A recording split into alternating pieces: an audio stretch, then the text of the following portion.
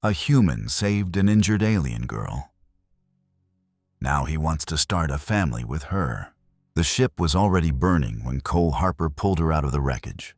He had not been looking for anyone. He had been hiking the eastern ridge of the Montana backcountry, 3 days from the nearest road, when the thing came down through the clouds like a falling star with a bad attitude. It did not explode. It skipped twice across the ridge like a stone on water, tore through a stand of pine trees as if they were made of paper, and buried itself in the shallow creek bed below. Cole stood on the ridge for exactly 2 seconds. The heat hit him before the smoke did. The craft was not large, maybe the size of a school bus crumpled at both ends, and it was made of something that was not metal, not quite. Something that bent light around its edges in a way that made his eyes ache if he looked too long. He pulled his jacket over his mouth and went in through the gap where the side had peeled open. She was pinned under a collapsed support beam. One of her legs was trapped.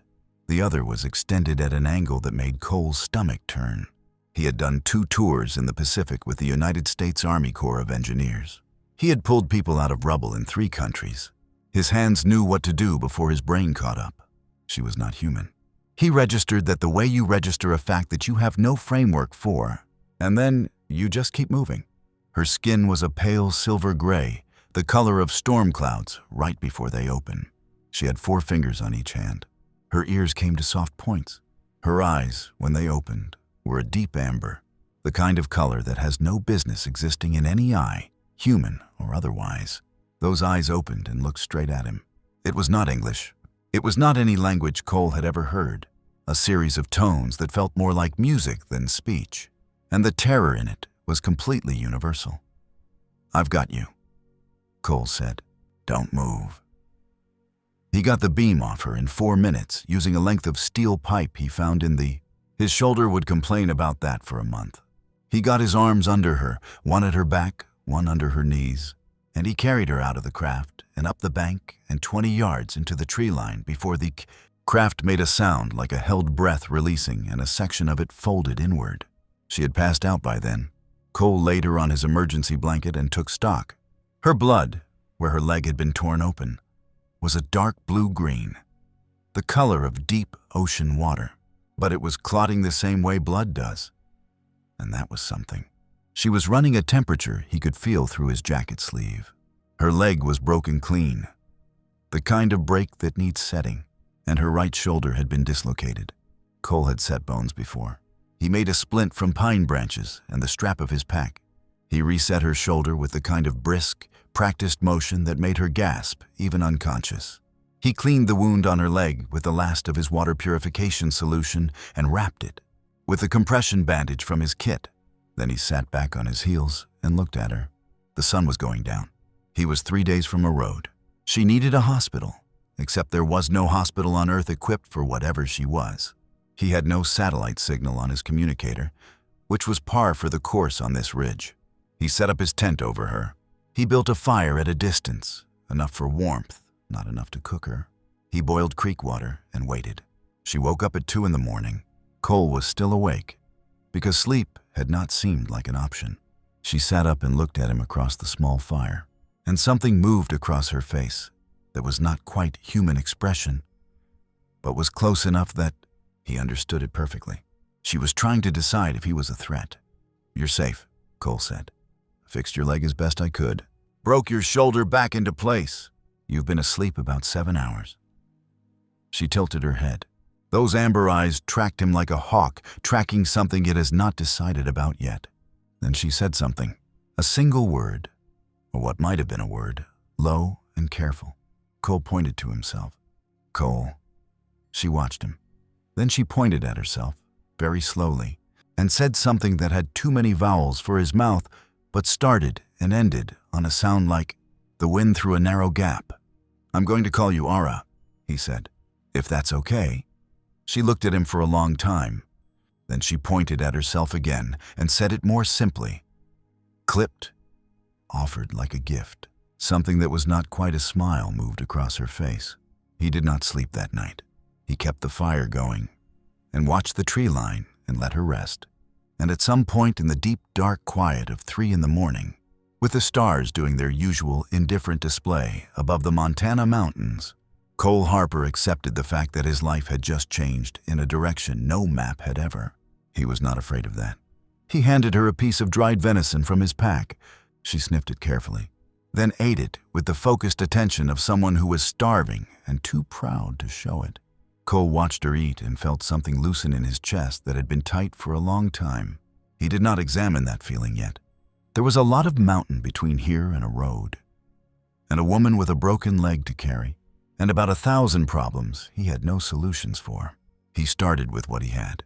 He built a travois from pine poles and the rain sheet of his tent. He made it properly, the way he had learned it. Lashed tight at the joints, wide enough for her to lie flat.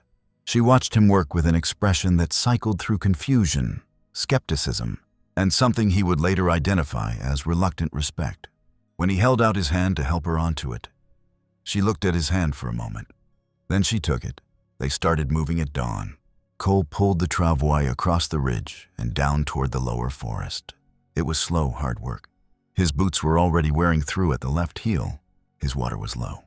Ara, lying on the travois behind him, said something periodically. He did not know what she was saying. From the clipped, sharp tones of someone cataloging danger to something softer, more observational. Like she was talking to him. Like she had decided he was worth talking to. "Yeah," Cole said at one point, not knowing what she'd said. "Me too." She made a sound that might have been a laugh.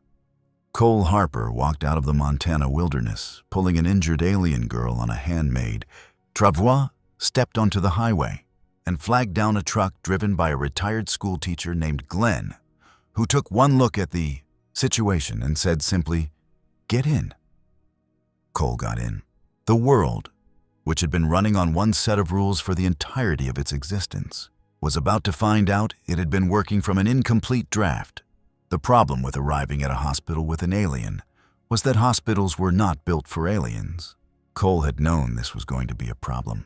He had spent 3 days walking out of the mountains thinking about it, and he had not arrived at any good solutions. So when Glenn's truck pulled up to the emergency entrance of the Regional Medical Center in Billings at 4 in the afternoon, Cole did the thing he always did when he had no good options. "Work injury," he told the intake nurse, which was not entirely a lie. "She was caught in a piece of machinery. I don't have her paperwork on me. She's lost a lot of blood and the leg needs imaging." The nurse looked at Ara. Ara was wearing Cole's spare jacket with the hood up and his wool neck gaiter pulled high. Her 4-fingered hands were tucked under the blanket.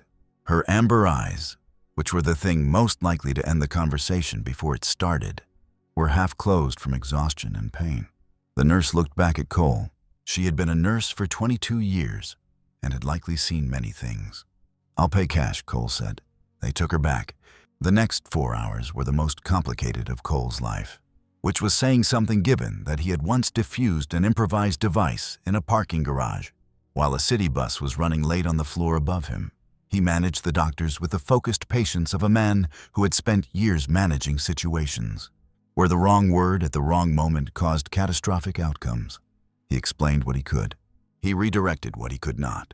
He stayed in the room every moment they let him, and outside the door every moment they did not. Dr. Linda Marsh, the attending physician, pulled him into the hallway at the 2-hour mark and looked at him with the expression of someone who has decided that the most professional response to an extraordinary situation is to simply get the patient stable and ask questions after. "Her internal anatomy is not what I expected," Dr. Marsh said carefully. "Her bone density is significantly higher than human baseline. The break has already begun to knit in a way that I have not observed before. Her cardiovascular system has 2 chambers where I would expect 4, and they appear to be functioning better than mine." She paused. "She's also clearly in pain, and equally clearly refusing to show it, which frankly is the most human thing about her." "She's tough," Cole said. "Where did she come from?" Cole looked at Dr. Marsh. He had been thinking about this answer for 3 days. "I'm working on that," he said. Dr. Marsh looked at him for a long moment. Then she said, "She's stable. The leg will heal faster than I can explain. I'd like to keep her overnight for observation." "I'm staying," Cole said. I assumed, said Dr. Marsh. Ara was awake when Cole came back into the room. She was sitting up in the hospital bed, looking at the television mounted on the wall with the focused attention of someone taking a very important test. The television was showing a local news broadcast. Cole pulled the chair to the side of her bed and sat down. She turned and looked at him. Then she pointed at the television and said something with a questioning lilt. Tells you what the sky's going to do. Her brow did the thing it did when she was processing. Then she pointed at the window. You could also just look out the window. Humans are like that. She said something else. The tone of it was different from her other sounds. Slower, more deliberate, like she was trying to shape something. Cole went very still. It was broken, accented in places that no human accent would land, but it was English. 2 syllables that she had pulled from 48 hours of listening to him talk to himself on a, "That's me." She pointed at herself. Said something long and melodic. "Ara," she repeated, and the corner of her mouth moved. Then she pointed at him, like she was setting a stone in a wall, and wanted to make sure it was level. Cole sat back in his chair. Outside the window, Billings, Montana went about its evening, completely unaware. He thought about the craft in the creek bed, still there, folded in on itself. He thought about the 3 government agency calls he was going to have to make in the morning, the conversations he was going to have to navigate, the very real possibility that people with badges and authorization letters were going to show up and make decisions that were not his to make. He thought about her hand in his, 3 days back, on the ridge, the way she'd taken it. The decision of someone who had assessed the situation, assessed the person, and chosen. Cole was 34 years old. He had spent most of his adult life in the business of getting into difficult situations and getting people out of them. He was good at reading environments, good at reading people, good at knowing when a thing was temporary and when it was the kind of thing that rearranges the... This was the second kind. He did not know how he knew. In the morning, he called his brother Pete in Denver, who was the kind of person who believed in extraterrestrial life with the earnest conviction of a man who had read every declassified government file ever released, and who was also, usefully, a civil rights attorney.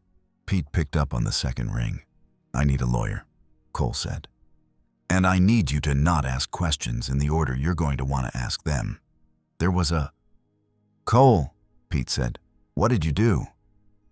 "I pulled someone out of a wreck," Cole said. "And now I need to make sure nobody takes her somewhere I can't follow." Another pause. Then Pete said, "Is this the thing, Cole? The thing I've been waiting my whole adult life to get a phone call about?" Cole looked through the window into Ara's room. She had found the remote and was changing channels with the focused experimental energy of a... She landed on a nature documentary about wolves, watched it for 3 seconds, and made a sound of unmistakable approval. "Yeah, Pete," Cole said. "This is the thing." Pete Harper arrived in Billings 31 hours later with a briefcase, a sealed coffee thermos, and the expression of a man who had been vibrating with barely contained excitement since approximately the moment he hung up the phone. He was shorter than Cole by 5 inches, rounder everywhere. Cole was angular, and he had their mother's eyes, which were green and missed nothing. He took one look at Ara, who was sitting up in her hospital bed with the remote in one hand and a cup of the green gelatin. The hospital had served her balanced on her knee, watching a documentary about deep-sea creatures with the grave intensity of an academic attending. Pete turned to Cole. "She's real," he said. "She is actually, genuinely, not from here." "No." "And you pulled her out of a wreck?" "Yes." "And then you carried her down a mountain, pulled mostly?" "I made a travois." Pete sat down heavily in the second chair and stared at the ceiling for... Then he straightened up, opened his briefcase, and became a lawyer. What followed was 4 days of the most complicated legal maneuvering Cole had ever witnessed. Pete was good at his job.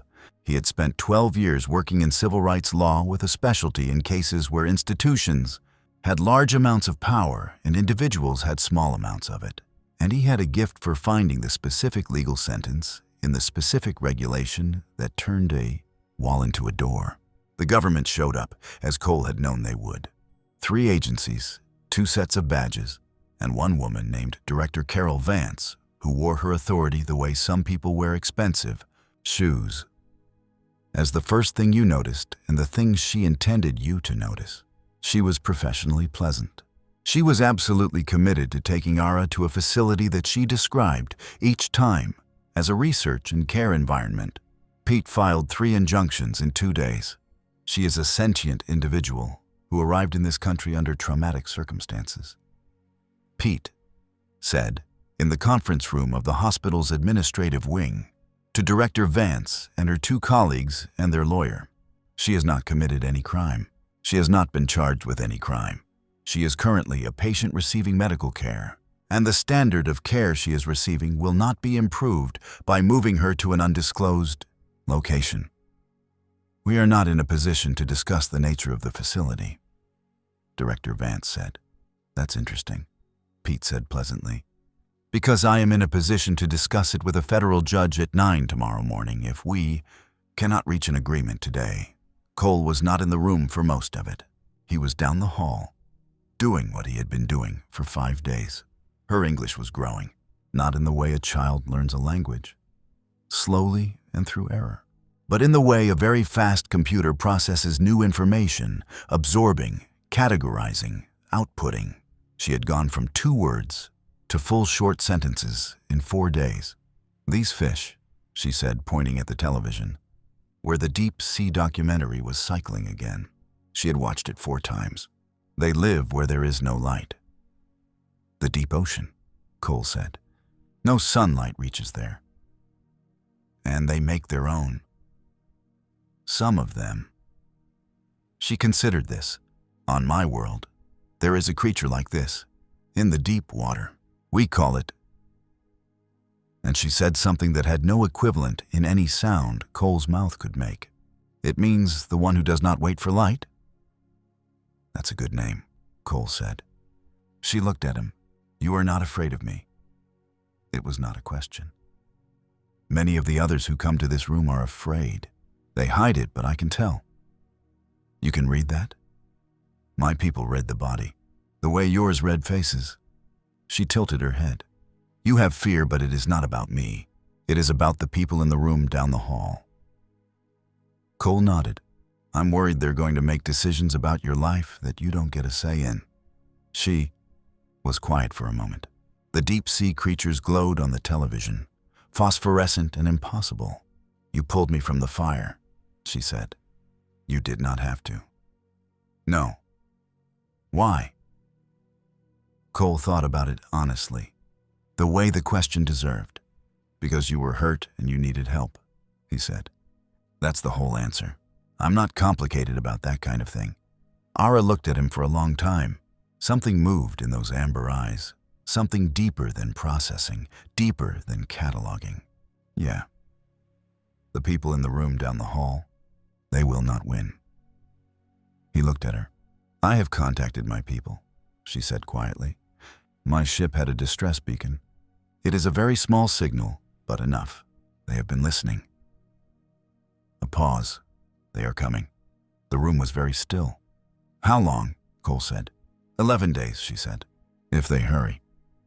Cole sat with that, and everything that came after that, which he could not predict and had no framework for. He looked at Ara. She was watching him with an expression he had learned in the past 5 days to read. She was asking a question she had not spoken yet. Cole answered it anyway. Whatever happens, he said, I'm not going anywhere. Something in her face settled. Like a thing that had been waiting to land, had finally found solid ground. Down the hall, Pete was winning arguments. Outside the window, the Montana sky was doing its usual vast and indifferent thing, unaware that it had approximately 11 days left of being the most remarkable thing visible from. The 11 days passed the way extraordinary things sometimes do, faster than they should, and with the quality of something being simultaneously lived and already becoming memory. He did not win completely, because Director Vance and her agencies were not the kind of organization that conceded completely, but he won enough. Ara remained in the hospital under Cole's effective guardianship, with an agreement that the government observers would stay in the hallway and the hallway only, and that any interviews with Ara would be conducted with both Pete and Cole present. Director Vance agreed to this arrangement with the expression of someone who was agreeing to terms while already planning the next conversation. Cole did not trust that. In the 11 days, Ara learned English the way the deep-sea creatures made light, from the inside, generating something the environment had not given her. By day 3, she was speaking in full sentences. By day 6, she was correcting the grammar of the hospital's morning news broadcast under her. By day 9, she had read 4 books Cole brought from the library down the street, 2 of them about Earth history, and 1 of them, accidentally, a romance novel that Pete had grabbed off the return cart without looking at the cover, and she had opinions about all 4. Cole learned less of her language, because human mouths were apparently not designed for it, but he learned the shape of her humor, which was dry and precise, and the pattern of her thinking, which was architectural, building to conclusions the way you build a structure, from the foundation up. He learned that she did not like the sound of certain frequencies, that she preferred the window open even when it was cold, that she ate the green gelatin with a seriousness it did not deserve, and that she woke early and sat very still in the gray pre-dawn light in a way that looked like... He did not ask about it. He just made sure there was tea ready when she finished. On the 9th day, she told him about her world. It did not have a name he could pronounce, so she told him what the name meant. It translated approximately as the world that remembers. She told him about its 3 moons, about the great salt plains in the northern continent, about the cities that grew partly underground because the surface light was too strong in the... She told him about her family, her mother and her 2 fathers, because her people's family structures were different from humans. And she told him about her work, which was a kind of exploration, charting systems and cataloging worlds, which was how she had ended up here. A navigation error, she said, the kind that happens in unfamiliar space. You weren't supposed to find us, Cole said, but I did. She looked at him. I am not sorry. Cole was quiet for a moment. Neither am I, he said. On the morning of the 11th day, Cole woke up at 5 in the morning with the particular clarity of someone whose body already knows that the day is not going to be ordinary. He made tea, brought Ara her cup, and sat by the window in the gray light. At 7:42 in the morning, every electronic device in the hospital flickered once. At 7:43, the sky above Billings, Montana, turned the color of new copper. The ships were not large, which surprised people later when they described it. There were 3 of them, and they were roughly ovoid, and they descended with a silence that was more alarming than any sound would have been, settling in the open field behind the hospital with a precision that made the FAAs subsequent. The hospital was chaos within minutes. The specific chaos of a building full of professional people trying to do their jobs while the world rewrites the context their jobs exist in. Cole stood at Ara's window and watched the ships land. Ara stood beside him. He was aware of her beside him the way he had become aware of her presence everywhere. Completely. The way you become aware of a sound that has been part of the background long enough that its absence would be its own kind of noise. They came, she said. They will want me to come with them. To be assessed. She paused. To explain how I ended up on this planet. What will you tell them? The truth. A human who pulled me from the fire.